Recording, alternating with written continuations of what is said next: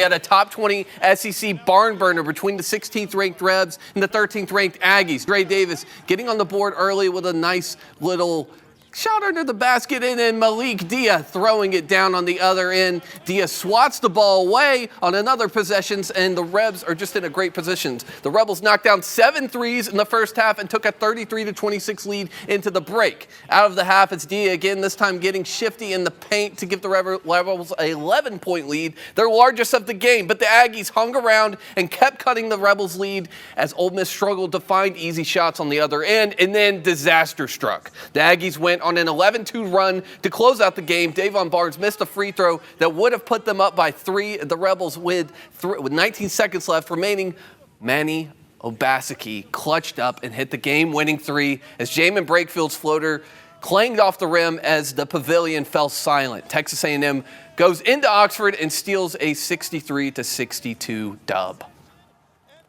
Yeah, obviously a tough one tonight. We got a hurt locker room right now. Thought we did everything we needed to do to win the game. The game's kind of mathematically over if we can just inbound the ball and make 1 or 2 passes and absorb their foul. Hit a decent percentage of free throws. So obviously too many unforced turnovers in the last 3 or 4 minutes of the game. So just disappointing. Certainly a disappointing finish for Ole Miss. Anytime you lose at home, I think that's always going to be disappointing. I think what we've seen from this Ole Miss team is that they are an NCAA tournament caliber team. I think we've thought that pretty much the whole way through. But last night it was Texas A&M, who was in the NCAA tournament last night, who kind of proved that we've kind of been here, done that before, right? And so when you get an Ole Miss team that gets up by double digits in their home building, and then Texas A&M never panicked. Right? They just kind of methodically worked their way back into the game. They cut it down to 1. Ole Miss would extend the lead again several times to 6 or 7. And almost like the Grizzlies game on Monday, they couldn't quite get over the hump until they did. Right? And so Coach Chris Beard put it perfectly there. You got missed free throws down there towards the end of the game, a couple of turnovers here and there, and you don't put the game away. It's kind of unfortunate, but they can get back to it when they play Texas this week. I think it's a huge gut punch because they had 19 assists. They had 4 players in double digits, and one of them was not Matthew Morrell. It was the other guys really pulling their weight, which has been the theme all season. Juju, Jamin Breakfield. I think that if you have someone like Sean Padula who's really carrying the load, they can beat anyone in the SEC. You don't necessarily need Matt Morrell. But when you have 19 assists, when you're moving the ball so well, when you force 20 turnovers, they're the best team in the SEC in forcing turnovers against this Texas A&M team that takes care of the ball really well. And somebody like Manny Obaseki, who hit the game-winning 3, that guy does not give up the ball easily. And then you go down, Davon Barnes misses the free throw that would have sent it to overtime, essentially, if Obaseki had hit that 3. It's the same thing that happened against Mississippi State. They missed a free throw in overtime. Mississippi State took it down on the other end, and then they hit a 3 in the corner. I'm sure y'all can see it in your eyes right now. It was the same exact situation. It hurt, okay? And I mean, you have such a very, very talented team. This Texas A&M team is very talented as well. But you're up the entire game. And Avery, I do agree. A&M's been there before. Pretty much everybody on the team, on their starting 5, their really 7-man, 8-man rotation, played in the NCAA tournament last year, and that does pay dividends. But this Ole Miss team is somewhat experienced. I don't think that there's an excuse for older missing team, this. Older team, 100%. There's a reason why Davon Barnes, they were fine with fouling Davon Barnes, whether it was a mistake or not, they were fine with it because the pressure's on. He's not a great free throw shooter.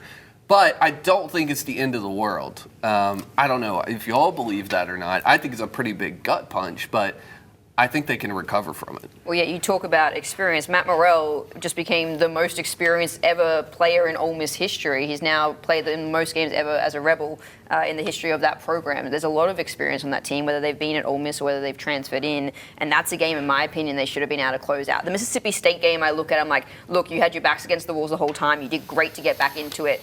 You probably should have won it too. There was a chance for you to win it, but the fact that you didn't, it's okay. You did well enough. Like, you showed me enough, the fact that you were able to get back from that deficit and get back into it. This game, yeah, you're up. And look, Chris Beard said post-game, you go back to last year, we're playing Texas A&M and we weren't even competitive. So it's a massive step forward for the program that we are competitive against a team that he considers to be one of the best in the country and that the rankings show as well. But that's not what they want. They don't want to just be competitive with these teams anymore. They want to be winning against these teams and going to the NCAA tournament. And they showed that when they beat Alabama just last week. But then since then, we've seen 2 losses. The SEC is tough. We all know that. It's like every game is another chance to blow it completely or get a massive, massive win. There's no easy games in the SEC, and you're seeing that each night, especially with this Ole Miss team. But yeah, that's a game they should have been able to win and close out. The rebounds, to me, is the big issue with this team, and Ugly. we talked about it kind of going into that Alabama game as to whether that was going to be an issue. They managed to kind of hold pace with Bama. I think they were just out-rebounded, but it wasn't anything embarrassing or anything to be questioning or laughing at. These last 2 games, Mississippi State out-rebounded by 20, and then last night out-rebounded by 12. That's just, you're asking way too much of your team if you're just giving other teams all these extra possessions. You need to get the ball back, especially on the offensive boards, and make sure that you have a chance to get those extra buckets in if you're not shooting it well. But at the end of the day, I mean, it was really just they couldn't close it out. They did enough to counteract the rebounds with the amount of times they were able to turn the Aggies over and get steals, and also themselves hold on to the ball and not turn it over. But you're asking yourself to do so much if you just can't get those rebounds in. Yeah, I think the rebounding issue is something that is, I don't know how you fix it, right? I don't think they have the bodies in terms of Malik Dia and Brown, but it just feels like that's going to be something that if they are ever going to get to where they want to be, they're not going to get there unless they fix that rebounding issue. You're talking about 14 offensive rebounds for Texas A&M last night. That's too many extra opportunities to get another basket. That's how a team stays in a basketball game, by giving themselves extra possessions. You're getting to the free throw line normally because you're getting your and one opportunities and things of that nature. Ole Miss, I mean, you have the team that can do something special here. And I think a lot of people realize that. You get held scoreless for 2.5 minutes there in the second half. You got to kind of hold your composure, and I think they largely did that. But until they fix that rebounding problem, I don't know how far or what the ceiling looks like for the Rebels this year, because you're going to run into teams like Texas A&M in the SEC tournament. I think you'll probably do well enough to get into the dance, but you're also, I think any team that's going to be in the dance, most of them are going to have that problem. They're not going to have that problem in terms of being able to rebound the ball, 50-50 balls, all those kinds of things. This one is tough to swallow. I mean, that defense was really good. I mean, they held Texas A&M under 30 points, I think, it's like the 5th time they've done that all year. Yeah. For Texas A&M, 38% from not the field, touched 30 too. points Yeah. in a half. So it's going to be hard to swallow. I think when we talked about them early in the SEC slate, they go 3-0, right? And we said, well, those 3 teams they beat, these are teams that you should and have to beat in terms of the way the SEC goes. We thought Arkansas was kind of a surprise a little bit in the beginning, but they've proven to be not as good as we thought a John Calipari team could be. Then you beat Alabama, and you're like, okay, no, this is a legitimate team in the SEC. But legitimate teams in the SEC, you can't give away leads that way. And I think that was really disappointing for Chris Beard. You could kind of hear it in his voice there in the post game. I mean, they've got 3 more really good teams coming up. You got a number 22 Mizzou team in Columbia, so I mean, a chance to bounce back pretty quick. I think that Mississippi State and Texas A&M overall shoot the ball really well. They're 2 of the best teams in the conference, and even though Mississippi State shot the ball well against Ole Miss, not really in the second half, and A&M didn't really shoot the ball well in this game, when you have good shooters, you're trained that, listen, if you're shooting the ball well, it's going to come off the back of the rim. And when that ball comes off the back of the rim, hang with me. I'm hanging. If the ball goes off the back of the rim, you have a better shot of getting an offensive rebound. Rather than the front of the rim is much more advantageous for the defensive rebounder.